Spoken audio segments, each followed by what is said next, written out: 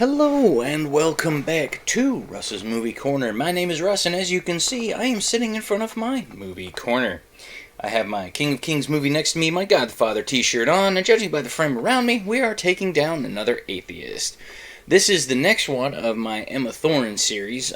This was a video that I saw come across my feed right as I was kind of getting towards the end of the Emma Thorne video.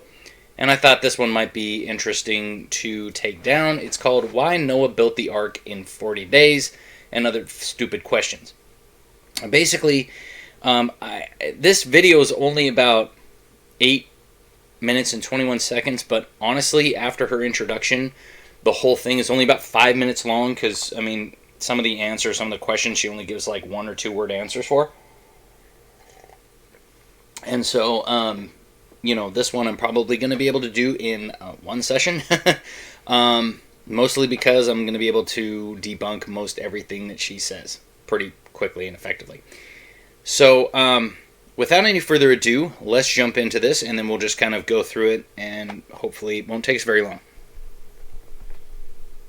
Hello lovely people, my name is Emma. Welcome back to my channel, and welcome if you are new. Just kidding. I mean, you knew that because most of you are American, and that was probably horrendous. I've just started learning the basics of... Okay, so basically she kind of talks a little bit about the American language, and she kind of talks about some different things. So, we're going to move forward here just a tiny bit, and let's go. Supernatural, philosophical, don't worry. So, basically what she did was she went to Quora, and she kind of searched around for some different questions that she could kind of throw up on the screen and answer.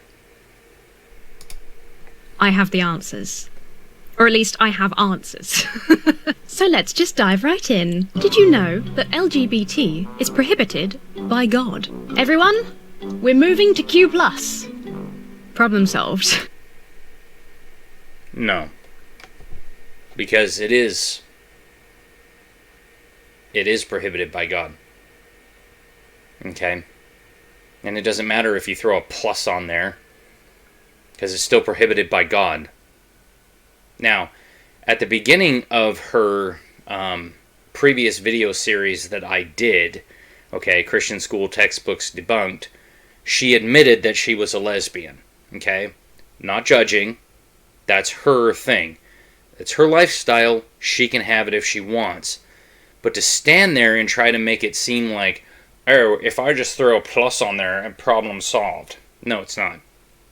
Because it's still prohibited by God. Okay? She claims that, you know, at some point she went to church and, you know, she did all this stuff and they didn't like her lifestyle, so she left. And that's her choice. She's free to make that choice. But it is not okay for you to stand there and try to make a light of it. Because... yes, it is prohibited by God. Oh! Was this a sign from heaven? It's one of the little twin stars just fell from heaven. Have I just had a religious experience? No. Are vampires in the Bible? Let me just check. Oh! What? Yeah. Well, not anymore. No. Vampires are not real. Okay? Contrary to what movies might try to teach us and what some fiction authors might try to sell you on, vampires are not real. Okay? Also, God forbade the drinking of human blood. Now, some atheists I can already hear on the keyboards out there clacking away, yeah, but didn't Jesus, you know, during the Last Supper say that this is my body and blood? Symbolically. We're not actually drinking blood. It's grape juice or wine, depending on where you go to church. Okay? And the body is just wafers. They're literally just wafers you can buy at the store. Okay?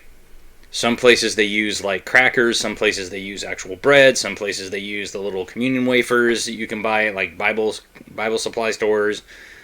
There's a whole bunch of different things that we do. And yeah, it's literally just either grape juice or wine. We're not actually drinking blood, folks. It is symbolic. Okay? It is symbolic representation of what Jesus did for us on the cross. Okay? It's a remembrance thing. We do it in remembrance of him. He says that.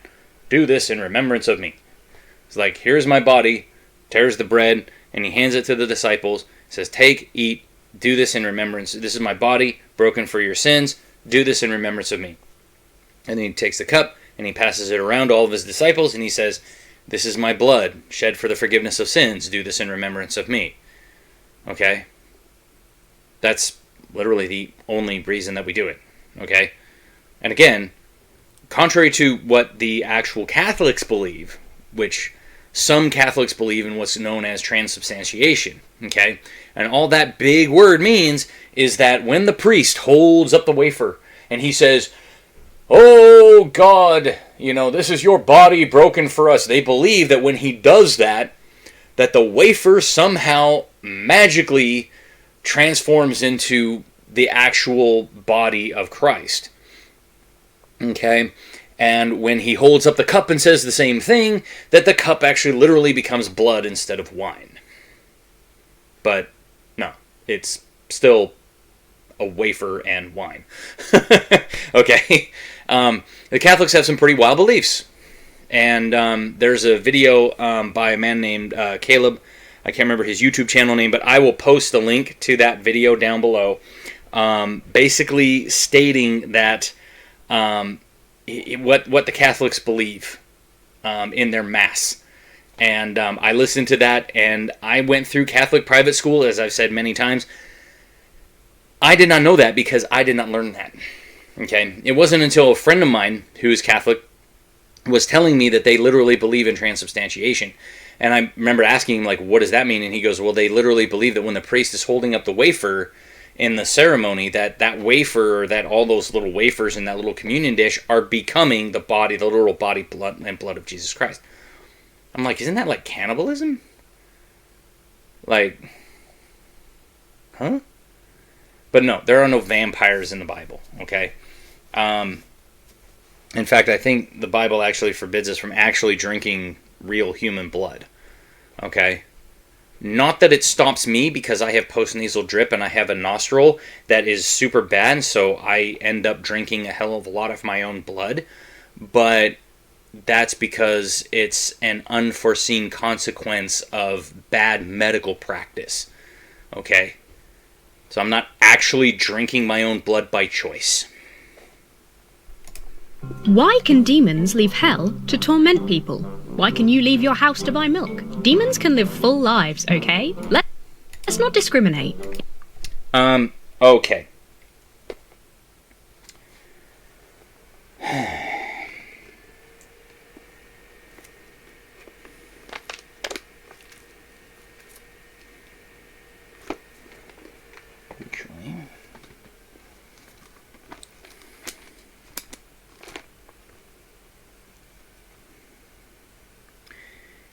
But there were also false prophets among the people, just as there will be false teachers among you.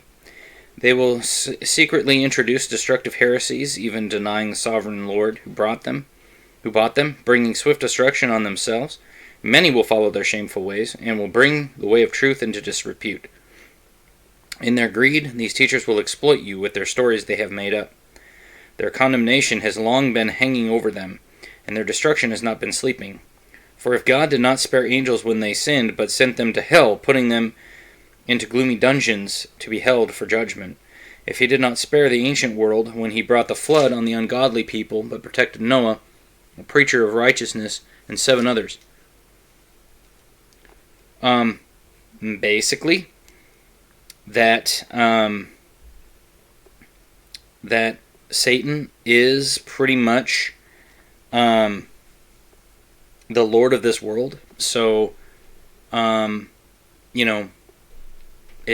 kind of happens that way. He is allowed to run free on this world. But so are angels. We have guardian angels that help to try to protect us. Okay? Oh, man. Here we go. Moon hoaxers. These are about the only points that I agree with her on. If Put it that Neil way. Armstrong was the first man on the moon, who took his photograph? Is it another American bullshit story to mislead the world? My darling, I believe you're thinking of a fabulous photo of Buzz Aldrin. Well, actually, if we just go back to this just a little bit here, My darling, I believe you're thinking of a fabulous photo of... Neil Armstrong did take his photograph. Look at the visor. Okay? Literally, in the visor, the guy standing in the middle of the photograph in the visor is Neil Armstrong. But the man in the photograph here is Buzz Aldrin. In fact, you can actually see right here where it says E. Aldrin. And if you zoom it in, if you go find this thing, it's called visor shot. If you go find this photograph and you zoom in on it, you will see that it says E. Aldrin. Okay? And there was a guy who, like, went in and took this. There was a special effects artist who took this photograph and unwrapped it, okay, to give us a full 360-degree view of the moon. So you can actually see the shadow here, okay, is this shadow here. It's a little different because of perspective, okay. The Earth is here. This is the lunar lander. This is Neil Armstrong. And here's Buzz Aldrin. It's no set, folks. They actually took this on the moon. Okay? So, the only way that you see photos of Neil Armstrong, okay, is if you watch the actual footage from the cameras that were placed on the actual, like there was one of him on the, you know, when he comes down the ladder, and then there were other parts of it where, like, you know, he actually moved the camera out and then he comes back in. But he was the one that had the camera on the chest rig. Okay? Because Buzz Aldrin was the one that set up all of the experiments. So while he was setting up the experiments, Neil Armstrong was the one walking around taking pictures. Okay? And if you don't think that it's possible to send a signal from the moon back to the Earth, then you must not believe in satellite television, or in satellite phones, or in any kind of actual, like, radio communication on Earth anywhere. Because that's literally how it works. Buzz Aldrin. Neil Armstrong, Commander Neil Armstrong, was the first man to step on the moon. He was also the primary photographer, so it was him taking a photo of Buzz Aldrin. And a special shout out to Command Module pilot Michael Collins, who very rarely gets a name check. If 6 plus 6 plus 6 from the Bible is decoded as the year 2022, because 2 divided by 3 equals 0.666. I guess what they're trying to say here is that if there's 3 6s, because that's the number of the beast, why would it be 2020? Why would it not be 2222? Why the 0 in there? Because 2 divided by 3 doesn't make any sense. Every single year with a 2 in it would be end times. What the hell are you trying to say here? This doesn't make any sense. Does that mean that the end times are here? If so, what will happen and how long do we have? I'll be honest, none of that makes sense to me. 6 plus 6 plus 6 from the Bible? 666 isn't even really the number of the devil, and I would know. Actually, she doesn't know. But we're going to read a couple of passages. Okay? Because this is important. People need to know. Okay.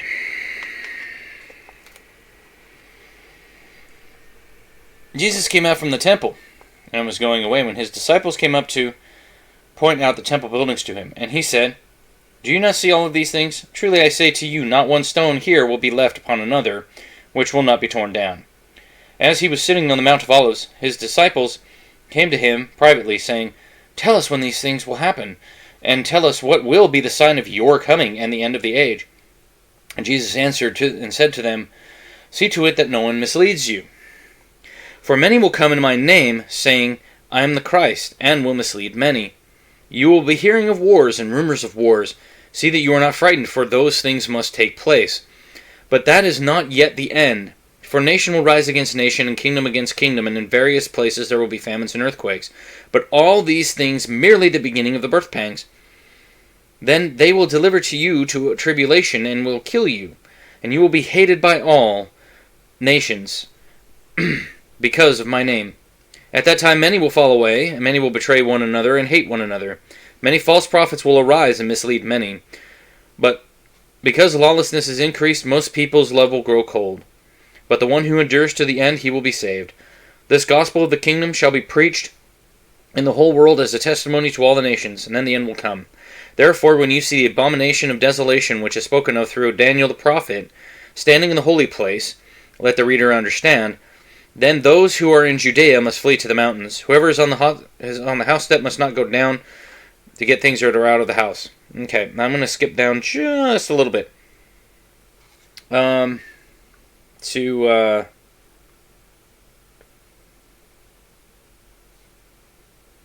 verse 36 of Matthew 24.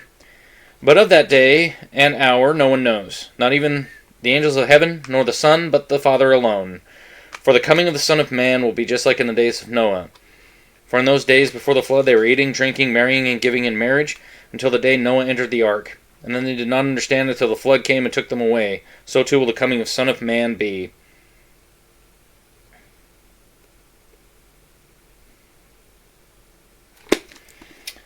Now,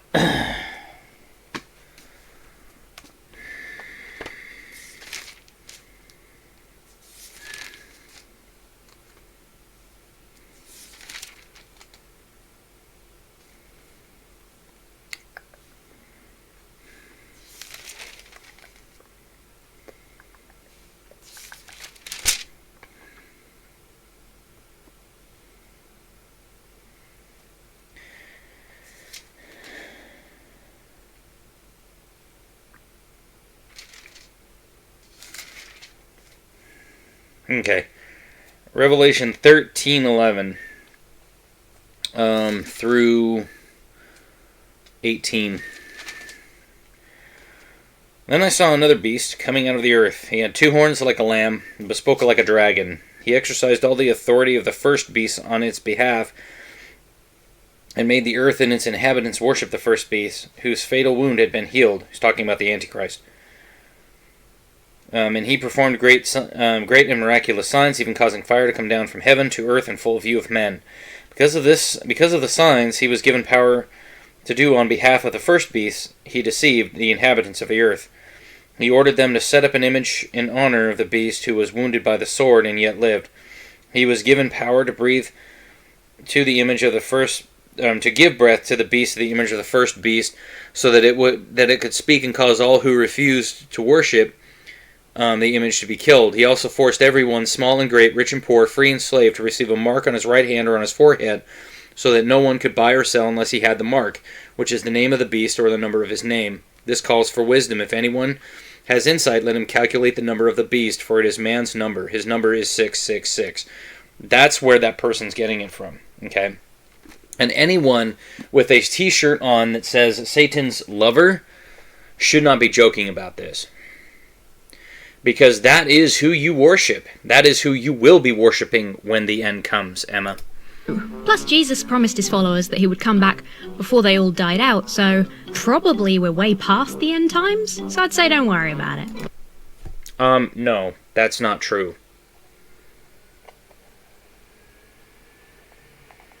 Because he said, not one of you will perish before a single one of these comes to pass.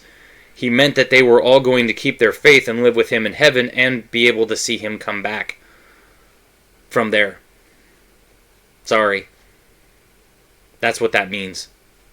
Doesn't mean that before they all die out. It means that they would have eternal life with him and they will be able to see these things come to pass. Pop to the Winchester for a pint and wait for it all to blow over. I am being attacked by a black magic death hex. Can you help me? I could, but I won't. Why Noah built... Sorry. Why Noah built Ark in 40 days? Why use many word when few word do trick? 'Cause God tell him to. Actually, no. We don't know how long it took Noah to build the ark. Again, if we go to scripture, like most people don't. Let me see here. Do.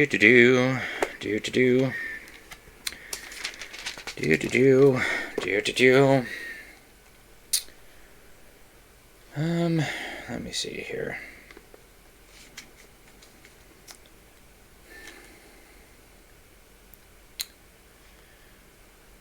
God said to Noah, "The end of all flesh is come before me, for the earth is filled with violence because of them. Behold, I am about to destroy them with the earth. Make for yourself an ark of gopher wood. You shall make the ark with rooms, and shall cover it inside and out with pitch. This is how you shall make it. The length of the ark is 300 cubits, its breadth 50 cubits, its height 30 cubits. You shall make a window for the ark, and finish it to a cubit from the top, and set a door in the ark at the side of it, and you shall make it with lower, second, and third decks. Behold, I, even I, am bringing the flood of water upon the earth, to destroy all flesh, in which is the breath of life, from under heaven. Everything that is on the earth shall perish. But I will establish my covenant with you, and you shall enter the ark, you and your sons, and your wives, and your sons' wives with you. And every living thing of all flesh, you shall bring 2 of every kind into the ark, and then keep them alive with you. They shall be male and female.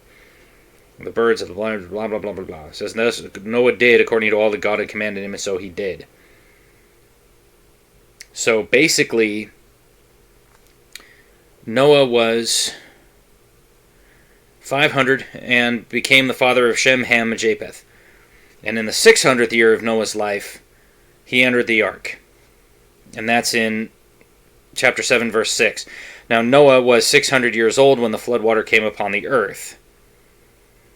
Where this person is getting the 40 days from is the initial flood mechanism, which was the rain that lasted 40 days and 40 nights. The actual flood, the waters that first forth and then rose up on the earth, was 150 days. How long did Noah take to build the ark? We don't know. Okay? It doesn't say. The Bible doesn't say. It just says he did all that God commanded him. Okay? It probably took more than 40 days, but it probably didn't take more than about 50 years, I would guess.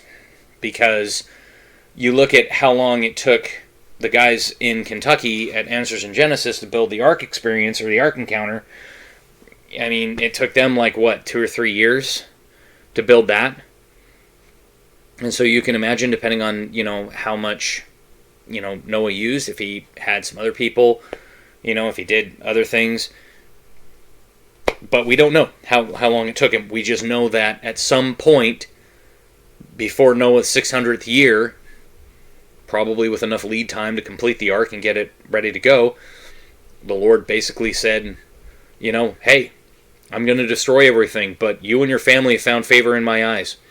So I'm going to save you, you're going to build an ark. And the Hebrew word there for ark is only used twice in the Old Testament. Once in Genesis during the flood story, basically from chapters 6 through 9, and once in the Exodus story when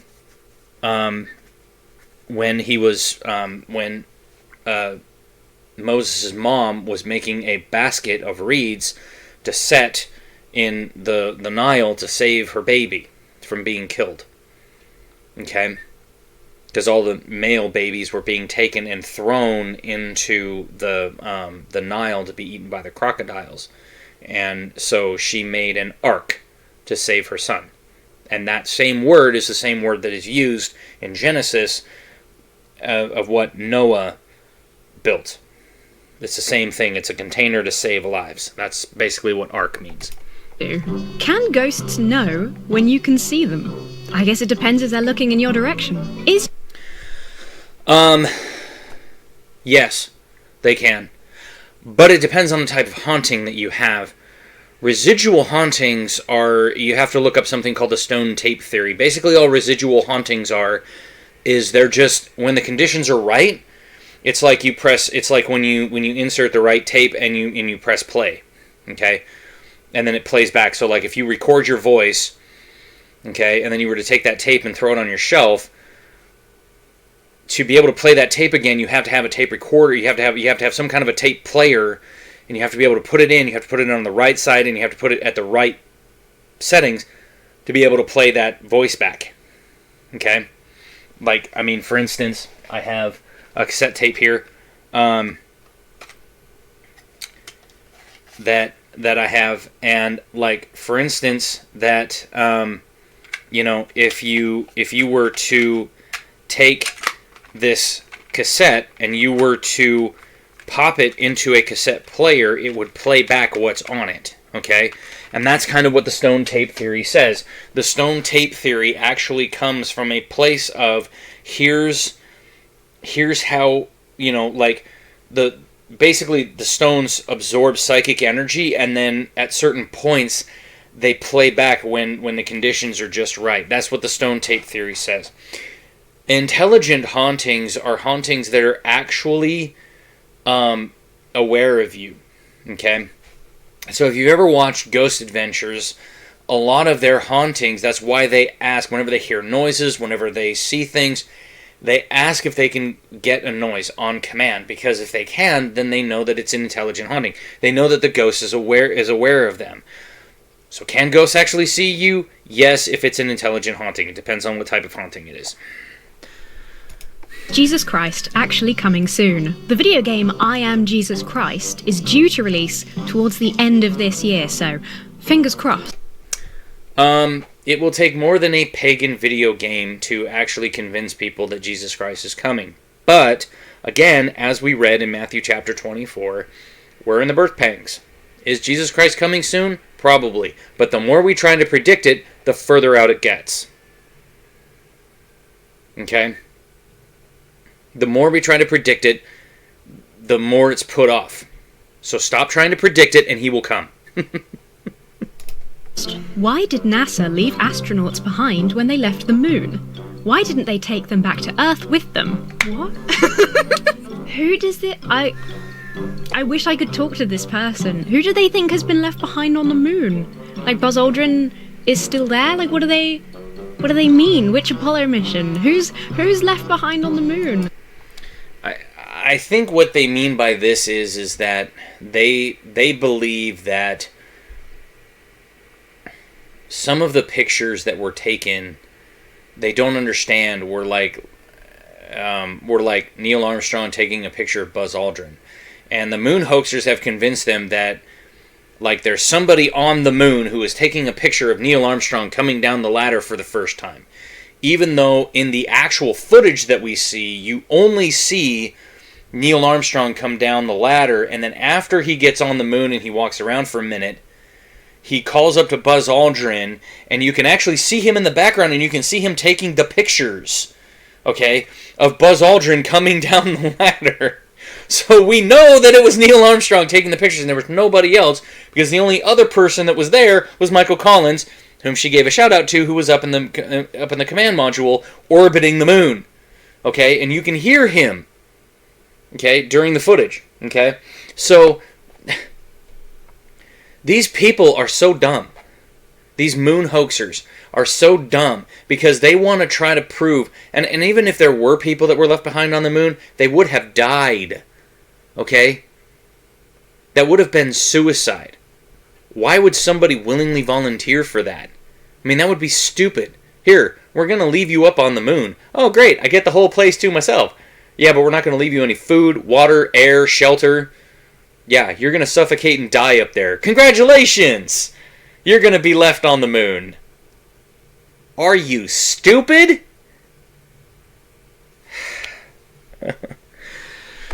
Oh, Lord, save me from the idiots. Are they getting confused with that Mars rover? You know, the little robot that was like, my work is done, goodbye. Oh, that was sad. Maybe they're getting confused about the little robot. I don't think NASA left anybody on the moon. NASA didn't leave anybody on the moon. Do morticians experience paranormal activity at their work site? Having played the ultra-realistic mortuary assistant, I can confirm that, yes, bodies will jiggle around, shadows will appear, windows will open and close. And if you don't complete your job in time, you'll die. Are there okay. Are there ghosts at mortuaries? Most likely not. Okay? A horror-themed video game called Mortician's Assistant doesn't change that fact. Because ghosts haunt where they lived, not where they died, or where their body was interred for a little while. Okay? Now, sometimes ghosts can haunt cemeteries. That's very true. Which we'll talk about here in a second with this question. But basically, are there ghosts at morticians? I do not believe so, because I have not heard of any hauntings there. Ghosts at funerals. Depends if there are any who knew the deceased. Okay. Again, depending on the location. If you're in a cemetery, probably. If you're at a funeral home, not likely. Sometimes spirits can attach to their own bodies. That's why you get hauntings in cemeteries. But not generally speaking are you going to get one at like a funeral home. Okay? Because again, ghosts are generally attached to where they live the most. Okay? You know, like if a person lives in one house for most of their life, 40, 50, 60 years of their life, they're probably going to leave a huge psychic imprint in that house. Okay? It's going to be felt long after they leave. You're going to feel them when you walk in the house. You're going to feel that person, especially if you're sensitive like myself. But, and it may just be a residual thing, where just the imprint of the person in that house, just, you kind of see something out of the corner of your eye every once in a while. And it's just benign because it's just the stone tape theory. It's just, that person's imprint is just appearing at certain times at certain places in the house. It's only intelligent usually if somebody meets a very messy end and their spirit is attached to that place. Like, for instance, when I was in Gettysburg at the murder house, there's 3 people. There's a soldier that's there, there's a woman that's there, and there's another man that's there. And I can't remember who the man was. But basically, there was a Civil War soldier, there was a man, and then there was another woman. And the woman died in 1985. And we had like a half-hour spirit box session and another like 20-minute dowsing rod session with this lady. And the other 2 male spirits. Okay? It was quite crazy. Like, nothing I've ever felt before. You a demon? No. Yes. Do ghosts watch us? No, I don't think so. It'd be a little bit creepy if they did. Where is the... Okay. So, again, depends on the haunting. And it depends on what type of haunting. In a residual haunting, no. In an intelligent haunting, hell yes, they are watching you if you're doing intimate things. Is that a little bit creepy? Yes. But there are ways to make them leave. Okay? You can have priests come in and bless the house. You can have people like the Ghost Adventures crew come in, or even other reputable paranormal companies come in. People who have proven themselves to be able to battle ghosts. Like, I would not trust the Most Haunted crew. I would not trust TAPS. But I mean, like the Ghost Adventures crew, there's Gettysburg Paranormal Society. There's a lot of reputable paranormal societies out there, and if you contact them and you say, can you show me some of the evidence that you have collected? And if it's legit evidence, and I'm not talking about like photoshopped, I'm not talking about anything else, if they can prove that it's legit, then trust them. Otherwise, don't trust them, because they're not going to get rid of the ghost, okay? But if anything, you can always contact a priest or a pastor and have them come in and bless your house. Okay? And generally speaking, when they do that, they will make the ghosts leave, or if anything, be confined to a certain area in the house, like a basement or an attic. Okay? Depends on how bad the haunting is and who's doing the haunting. Spirit world located? I'd just like to read a tiny portion of one of the Quora answers from a past life regression therapist, which is not a job that I knew existed. It is not a physical location, but a different dimension/vibration. In what universe are the words dimension and vibration equivalent? Actually,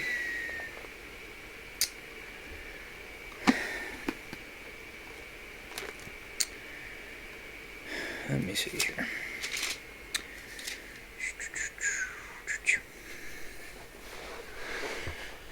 Okay. When he, Jesus, arrived at the other side in the region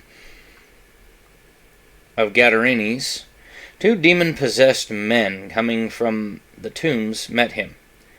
They were violent. They were so violent that no one could pass that way. "What do you want with us, Son of God?" they shouted. "Have you come here to torture us before the appointed time?" Some distance from them a large herd of pigs was feeding. The demons begged Jesus, "If you drive us out, send us into the herd of pigs." He said to them, "Go." So they came out of the men and went into the pigs, and the whole herd rushed down into the steep bank into the lake and died in the water. Those tending the pigs ran off, went into the town and reported this, including what had happened to the demon-possessed men. Then the whole town went out to meet Jesus, and when they saw him, they pleaded with him to leave their region.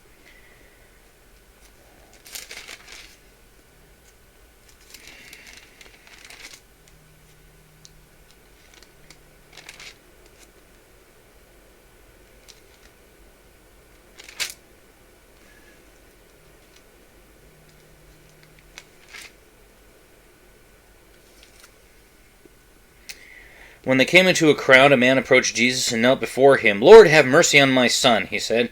"He has seizures and is suffering greatly. He often falls into the fire or into the water. I brought him to your disciples, but they could not heal him." "Oh, unbelieving and perverse generation," Jesus replied. "How long shall I stay with you? How long shall I put up with you? Bring the boy here to me." Jesus rebuked the demon, and it came out of the boy. He was healed from that moment. Then the disciples came to Jesus in private and asked, "Why couldn't we drive it out?" He replied, "Because you have so little faith. I tell you the truth. If you have faith as small as a mustard seed, you can say to this mountain, 'Move from here to there,' and it will move. Nothing will be impossible for you." But when they came together in Galilee, he said to them, "The Son of Man is going to be betrayed in the hands of men. They will kill him, and on the 3rd day he will be raised to life." And the disciples were filled with grief. So, basically, what those 2 stories illustrate, and that's just a couple of the stories out of the Gospels, is that every once in a while, Jesus pulled back the veil and was like, "That's the spirit world. This is where we are. That's the spirit world. Okay? It's just behind your own reality. And it's very, very real." Got it? Okay? So, where's the spirit world? It is literally just behind the veil. Okay? It's literally just behind the fabric of our reality. Now, is it another dimension? Probably. Because our dimension is 4. We have length, width, height, and time. Okay? Because we live in a 3-dimensional universe, and time is the 4th dimension. Where's the spirit world? Somewhere out here.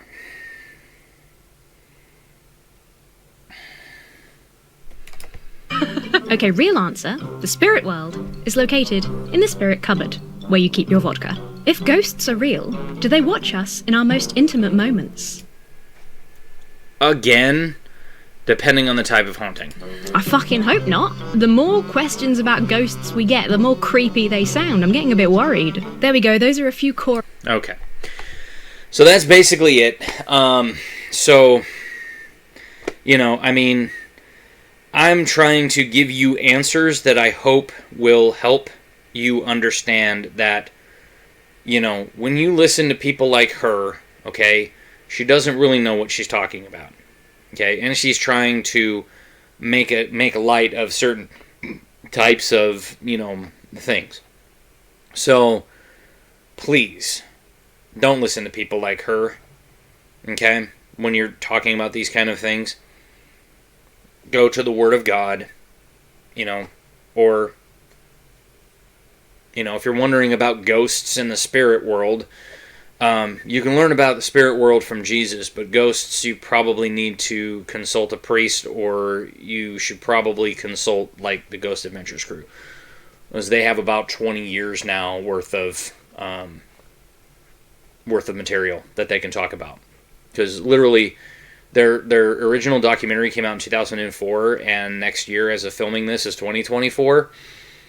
And so, yeah, they have almost 20 years of experience in dealing with ghosts.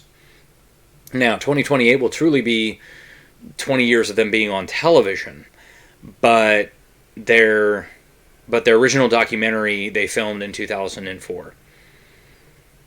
And it's phenomenal if you can get a hold of it. It is absolutely eye-opening. Okay? So anyway, smash that like button, hit subscribe, drop a comment below, let me know what you think of this video, and, check out some of my other videos, and as we say, we will see you on the next one.